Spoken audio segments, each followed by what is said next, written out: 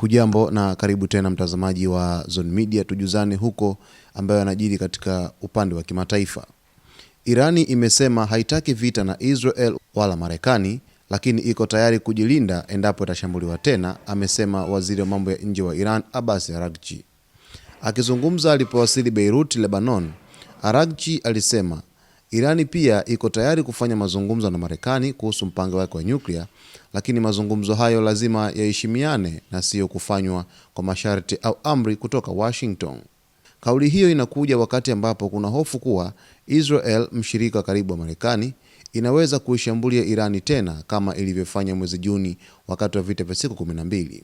Katika vita hivyo, Israel iliua maafisa wakuu wa jeshi la Iran pamoja na wanasayansi wa nyuklia, huku Marekani ikishambulia maeneo ya Iran ya kurutubisha uranium.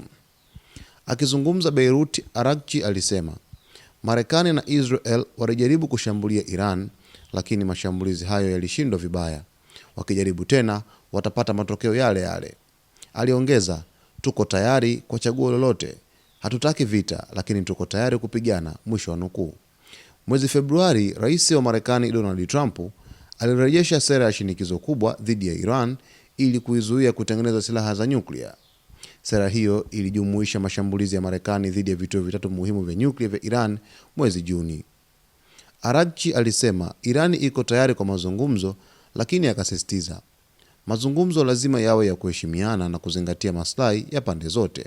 Alisema pia Marekani ikikubali kuwa mazungumzo ya kujenga ni bora kuliko kutoa amri, ndipo mazungumzo hayo yatazaa matunda. Irani ilikuwa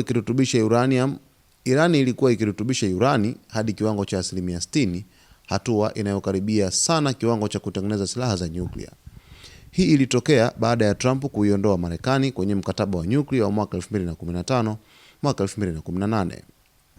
Irani imekuwa ikisisitiza kuwa mpango wake wa nyuklia ni wa amani, ingawa mataifa ya Magharibi na shirika la IAEA la Umoja wa Mataifa yanasema Irani ilikuwa na mpango asili wa silaha za nyuklia hadi mwaka 2003. Mwishoni mwa Desemba, Trump aliionya Irani kuwa Marekani iko tayari kufanya mashambulizi mengine ya kijeshi endapo Irani itajaribu kuanzisha upya mpango wake wa nyuklia. Onyo hilo lilitolewa wakati Trump alipokutana na waziri mkuu wa Israel Benjamin Netanyahu huko Florida.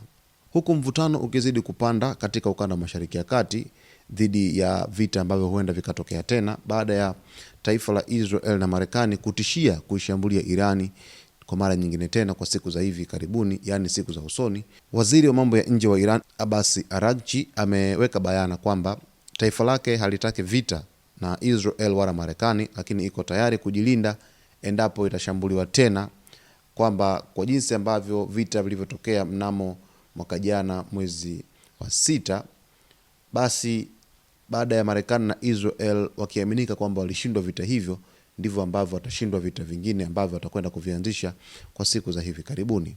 Maonyo ni mengi sana, lakini wamekuwa wakitishiana sana huko kwenye mikutano mbalimbali kuhusiana na maandalizi ya shambulizi jipya, lakini mwisho wa siku basi tusubiri tuone nini ambacho kitajiri ili uweze kufahamu yote yatakayojiri katika uga wa kimataifa. Basi nikusii uweze kuwa karibu nasi wakati wote kwa kusubscribe, kulike, kucomment pamoja na kushare.